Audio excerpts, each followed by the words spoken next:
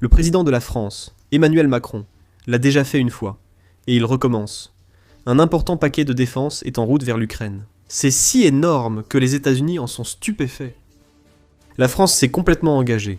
Macron en a assez de Poutine et de ses vagues dévastatrices, et il vient de faire quelque chose de tellement fou que vous n'allez pas y croire. Attendez, avons-nous dit quelque chose? Nous voulions dire plusieurs choses. Voyons d'abord le titre avant d'analyser ce que cela impliquera pour l'Ukraine à l'avenir.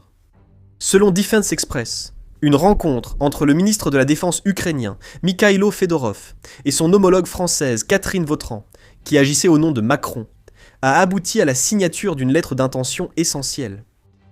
Cette lettre expose les plans de production conjointe d'armes sur le sol français et ukrainien. C'est énorme pour l'Ukraine. Jusqu'à présent, la France a joué le rôle de fournisseur des armes que l'Ukraine a reçues du pays. C'est un partenariat, bien que déséquilibré au profit de la France.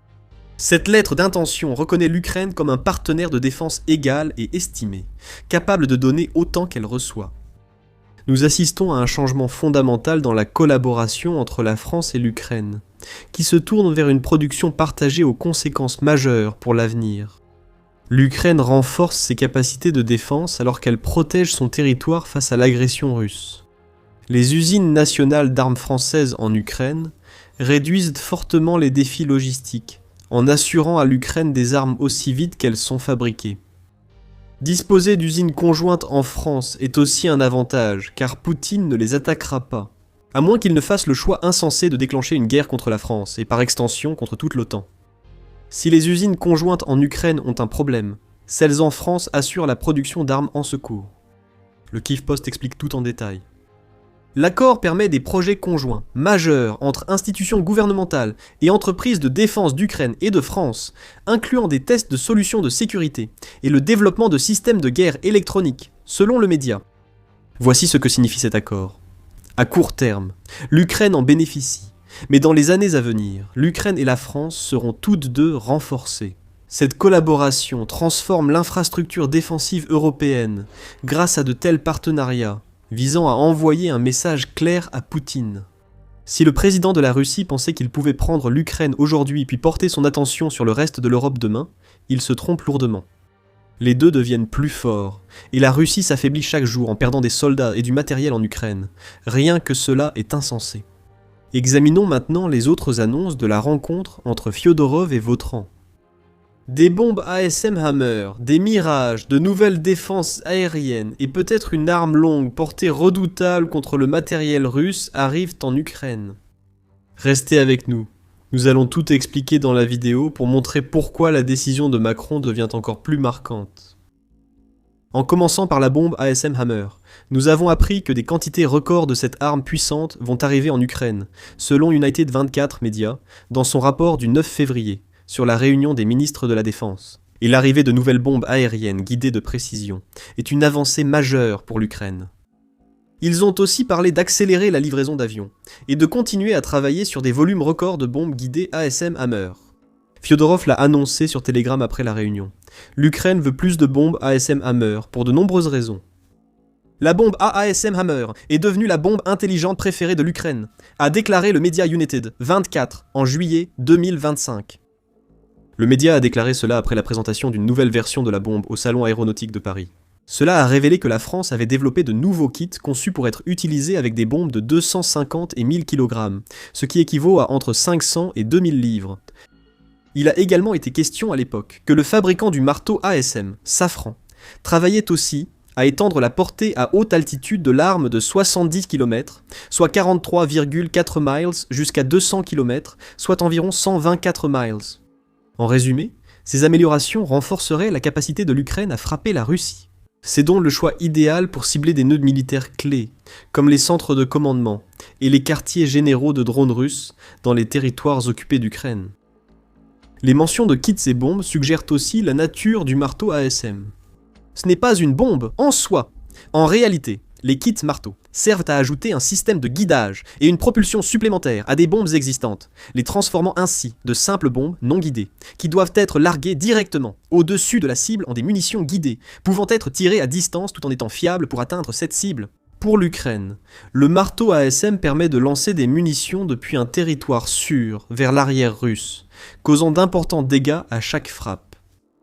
Nous ignorons la nature exacte des chiffres records, mais nous savons qu'ils existent. United 24 Media a annoncé en mai 2025 que la France avait l'intention de fournir 1200 de ses kits de bombes ASM Hammer, résistants au brouillage à l'Ukraine, d'ici la fin de 2025, ce qui représentait une nette augmentation par rapport aux 830 unités livrées l'année précédente. Si des records doivent être battus en 2026, cela semble signifier que plus de 1200 de ces nouveaux kits sont en route.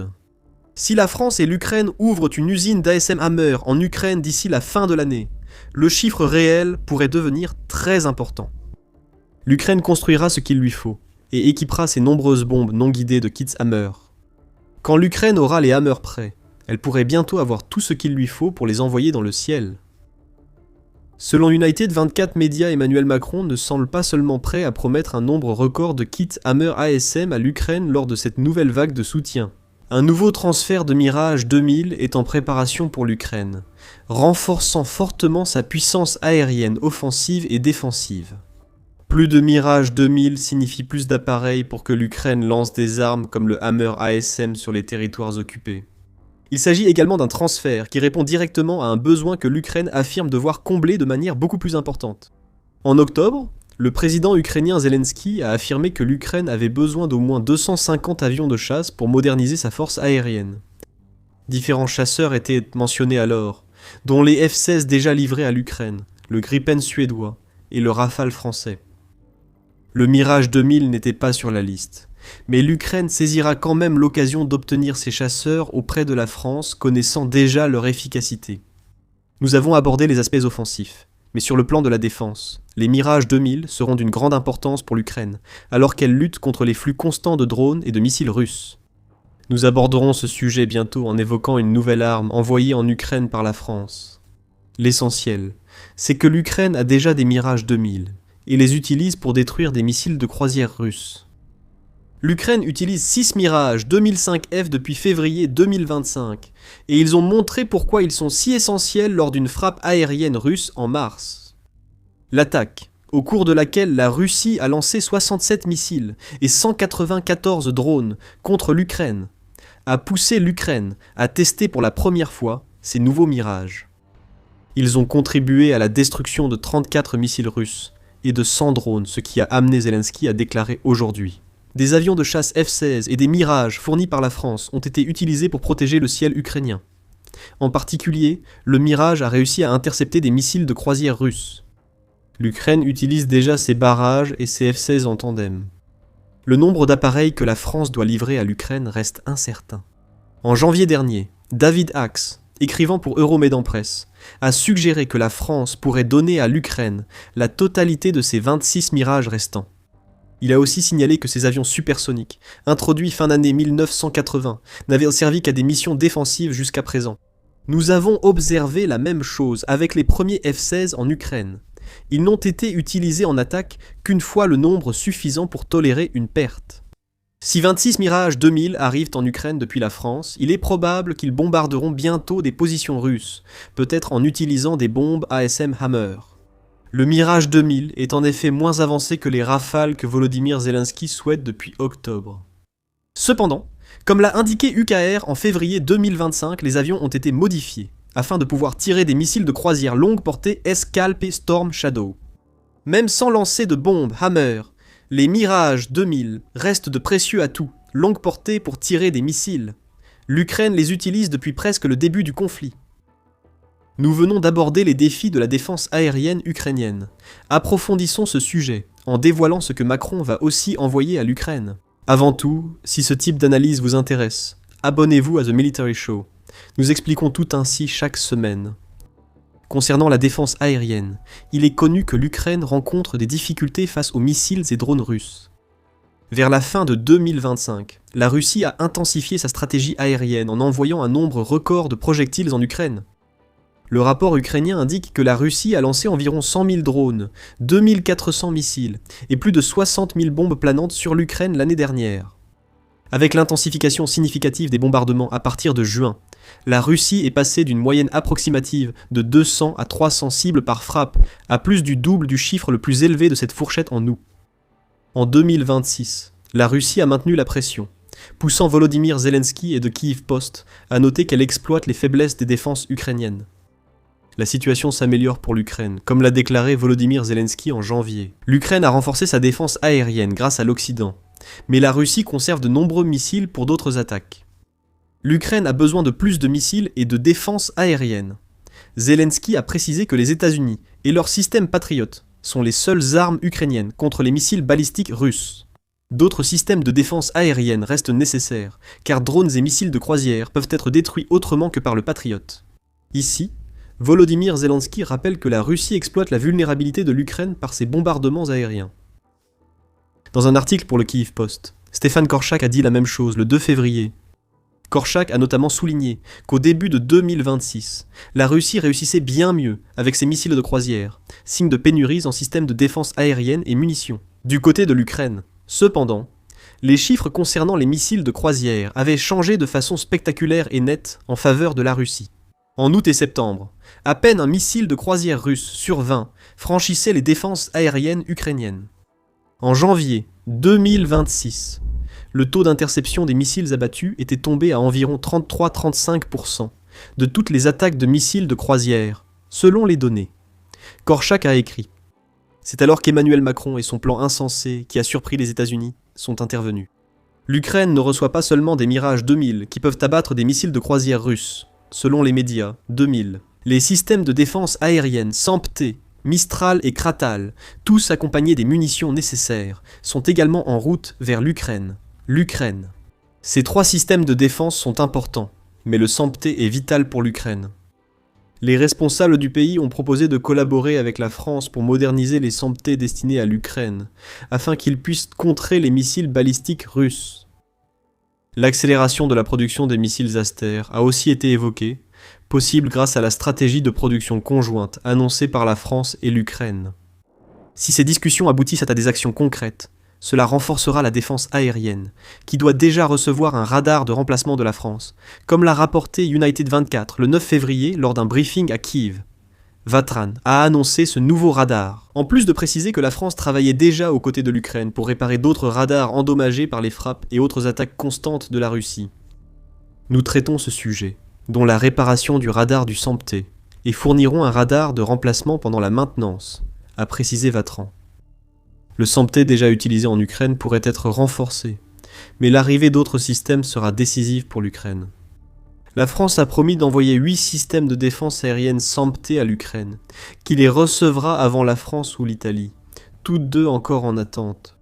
Chacun de ces systèmes dispose de 6 lanceurs, ce qui signifie que les 8 nouveaux SAMP-T porteront le nombre total de lanceurs de l'Ukraine à 48 selon Militani. Quant à la raison pour laquelle davantage de systèmes de défense aérienne SAMP-T sont si importants, Army Recognition explique que le SAMP-T a été spécialement conçu pour faire face aux menaces auxquelles l'Ukraine est confrontée de la part de la Russie. Vous vous souvenez des missiles de croisière mentionnés plus tôt ? Le SAMP-T les intercepte, dont l'arrivée de 8 nouveaux systèmes est une excellente nouvelle pour l'Ukraine. Les systèmes SAMP-T peuvent également être utilisés pour abattre des véhicules aériens sans pilote, même si on ne sait pas encore si l'Ukraine utilisera les nouveaux systèmes à cette fin.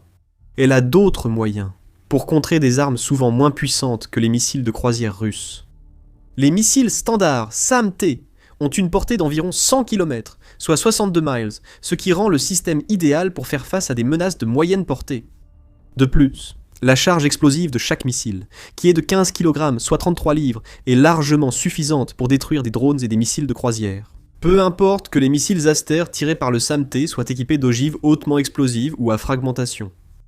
Ajoutez la taille du missile, environ 450 kg, 992 livres, et vous obtenez une menace cinétique aussi dangereuse, voire plus, que sa charge utile. Souvenez-vous de l'accord de production conjointe. C'est possible. L'accord pourrait permettre à l'Ukraine de fabriquer davantage de missiles Aster sur son propre territoire, ce qui contrecarre les problèmes de disponibilité, qui ont rendu ses défenses aériennes plus fragiles face aux missiles russes. En 2026, tout cela nous ramène à l'arme à longue portée mentionnée au début de la vidéo.